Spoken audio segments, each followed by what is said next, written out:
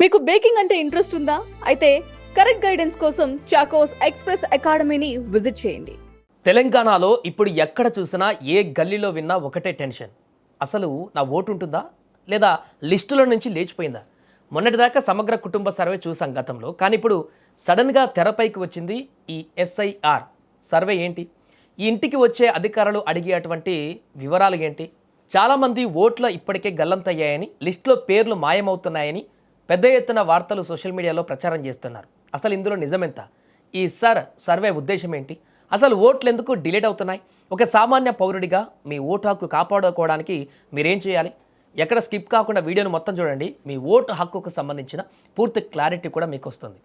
ముందుగా అసలు ఈ అంటే ఏంటో తెలుసుకుందాం. అంటే స్పెషల్ ఇంటెన్సివ్ రివిజన్. అంటే ఇది రాష్ట్ర ప్రభుత్వం చేసేటువంటి సర్వే కాదు, నేరుగా భారత ఎన్నికల సంఘం, ఎలక్షన్ కమిషన్ ఆఫ్ ఇండియా ఆధ్వర్యంలో జరుగుతున్న అత్యంత కీలకమైనటువంటి ప్రక్రియ. అసలు దీని ప్రధాన ఉద్దేశం ఏంటంటే, ఒక్కరికి ఒకటే ఓటు, ఒకే వ్యక్తి 2-3 చోట్లలో ఓట్లు ఉంటే వాటిని ఏరి పారేయడం. ఇక రెండవది డెడ్ ఓటర్ల తొలగింపు, చనిపోయిన వారి పేర్లు ఇంకా లిస్టులో ఉంటే వాటిని పూర్తిగా తొలగించడం. ఇక మూడవది పక్కా డేటాబేస్, వలస వెళ్ళిన వాళ్ళు, కొత్తగా ఓటు హక్కు వచ్చిన వాళ్ళ వివరాలను పక్కగా రికార్డ్ చేయడం. గతంలో ఇలాంటిది డీప్ క్లీనింగ్ ప్రాసెస్ 2002లో జరిగింది. మళ్ళీ ఇన్నాళ్లకు అంటే 2026లో ఎలక్షన్ కమిషన్ దేశవ్యాప్తంగా ఇంత భారీ స్థాయిలో deep cleaning of electoral rolls చేపట్టింది. మళ్ళీ ఇన్నాళ్లకు అంటే 2026లో ఎలక్షన్ కమిషన్ దేశవ్యాప్తంగా ఇంత భారీ స్థాయిలో deep cleaning of electoral rolls చేపట్టింది. అంటే ఇది ఓట్లను తీసేయడానికి కాదు, ఫేక్ ఓట్లను క్లీన్ చేసి నిజమైన ఓట్లను ఆ జాబితాలో తయారు చేయడానికి జరుగుతున్నటువంటి ఫిల్టరైజేషన్ ప్రక్రియ. మరి సర్వే ఎలా జరుగుతుంది? ఆన్లైన్లోనా లేక ఆఫ్లైన్లోనా?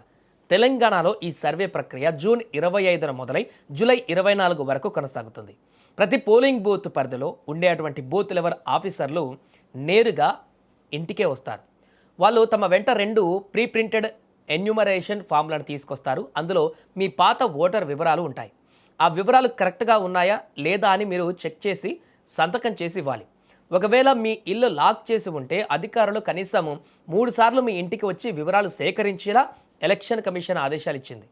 ఇంకో విషయం ఏంటంటే, మీ ఇంటికి అధికారులు రాలేదనుకోండి, మీరు ఆన్లైన్లో కూడా voters.eci.gov.in వెబ్సైట్లోకి వెళ్ళి కూడా మీ వివరాలను అప్డేట్ చేసుకోవచ్చు.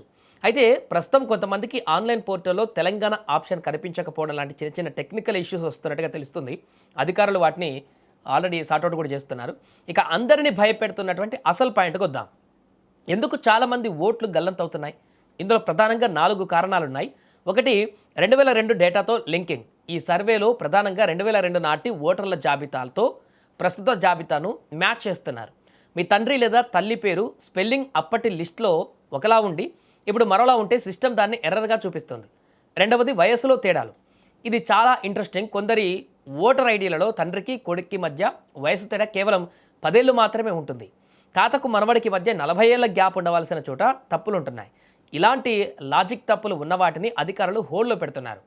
ఇక మూడవది, డబుల్ ఓట్లు. పల్లెటూరులో ఒక ఓటు, హైదరాబాద్కు వచ్చాక మరొక ఓటు, ఇలా 2 చోట్లలో ఉన్నవారిని ట్రేస్ చేసి ఒక ఓటును ఖచ్చితంగా క్యాన్సిల్ చేస్తున్నారు. నాలుగవది, అడ్రస్ మారడం.